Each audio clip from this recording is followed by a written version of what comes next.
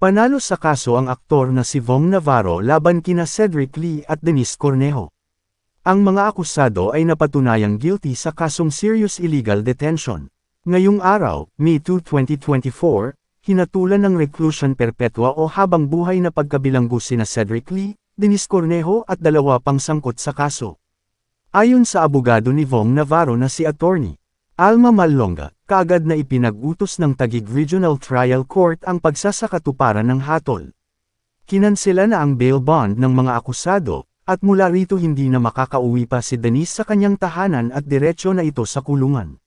Samantala, ipinag-utos din ng korte ang agaran na pag-aresto kay Cedric Lee na hindi dumalo sa promulgation ngayong araw.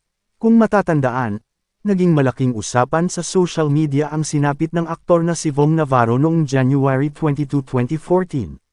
Siya ay dainte ng grupo nina Cedric Lee at Denise Cornejo sa isang condo unit sa Taguig City. Siya ay binugbog ng grupo at tinakot na Pap at Tayen.